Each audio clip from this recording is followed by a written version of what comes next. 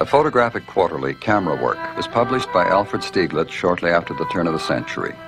The photographs, drawings, and articles by Stieglitz and his friends signaled photography's coming of age in America. Photography is an art, a step in learning, and an insight into the life and the things that surround us. Stieglitz described his own work as the exploration of the familiar. He said, "I have found my subjects within 60 yards of my door." He favored any means that might free the photographer's whole energies so that they could be channeled in the direction of the decision, the picture itself. Since 1947, Edwin Land and Polaroid have pursued a central concept, one single thread, the removal of the barriers between the photographer and his subject.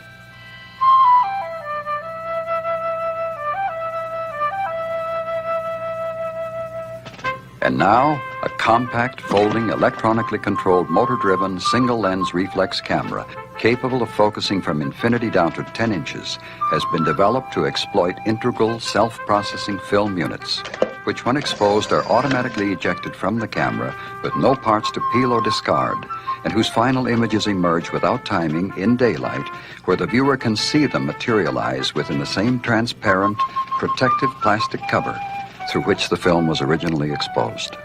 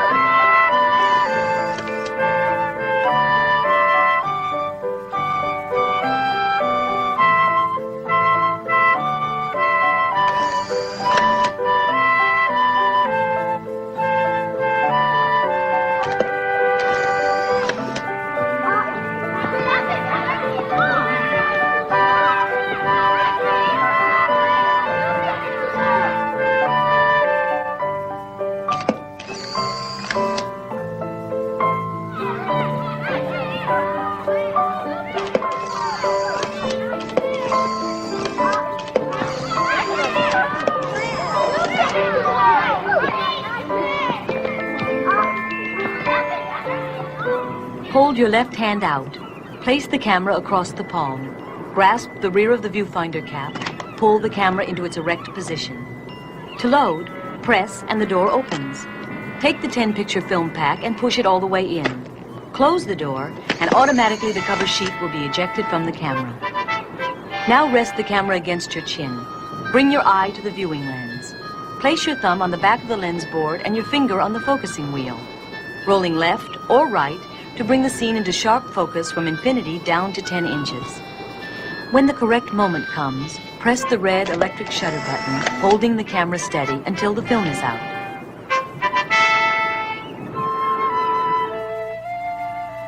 In a situation where the light is faint, the electronic circuits will control exposures up to 14 seconds.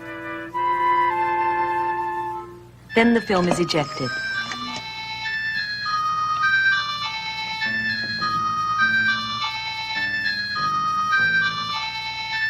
The 10-bulb flash unit, 5 on each face, is installed by inserting the prong of the unit firmly into the opening above the lens. Select, focus, shoot.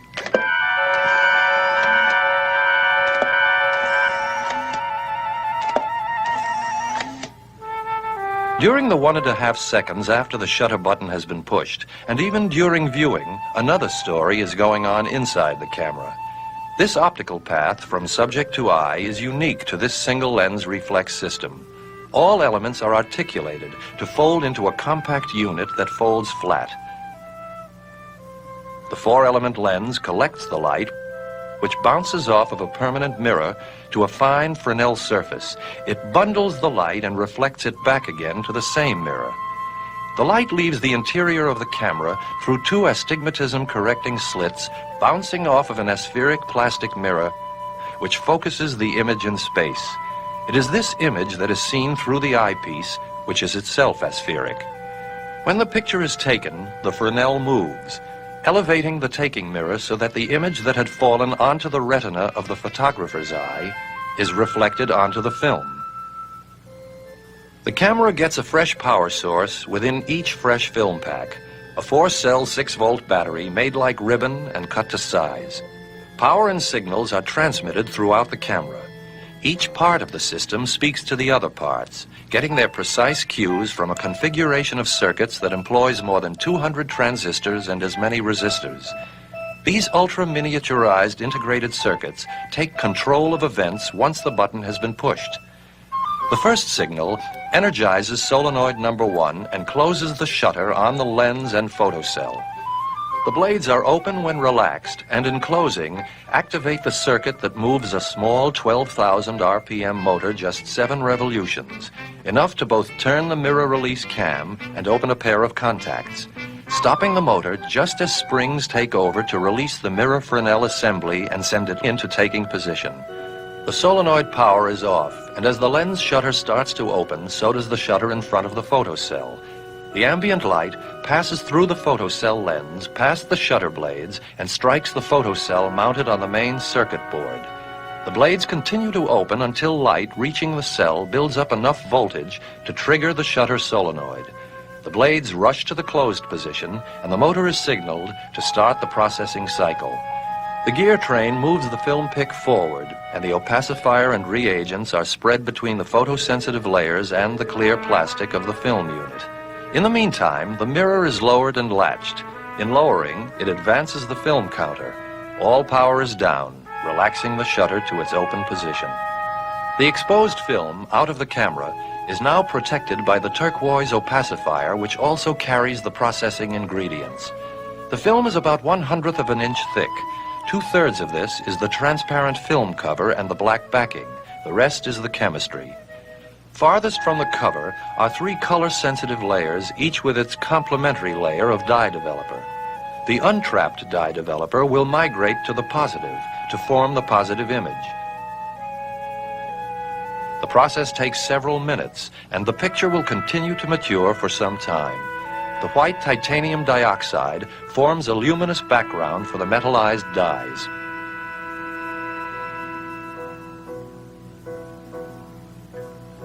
You can look at technology as a living tree, the trunk bearing branches, the branches leafing out. Or you can see it as a net, each knot tying up threads from many sides. But the human reality is more intricate than either one. We have been looking at one invention which began pretty purely out of the conception of a need, the hope to change the person who takes pictures from a harried offstage observer into someone who is a natural part of the event. No single thread wove this invention. Not lens, not moving mirror, not film chemistry, not clever circuits. They are coordinate, parts of a single strategy working together to protect and fulfill the original hope. This invention is finally a system. Call it a system of novelties. But even that is not enough. The camera enters the real world only once it is precisely manufactured in quantity. That process too reflects a civilized concern. It has its visual beauty. It rewards skill and care with immediate feedback. In the end, it links the inventors, the engineers, the workers, the distributors into one chain of craftsmanship. The user is the final link. The device helps meet the universal need to do things well. It offers, as a matter of course, a tool for supplying a rich texture to memory. More than that, thoughtful use can help reveal meaning in the flood of images which makes up so much of human life. We hope the user will fully complete the chain, gaining as much fun, as much sense of self, and as clear participation in the stream of human creativity as did Edwin Land and the team who first made SX-70.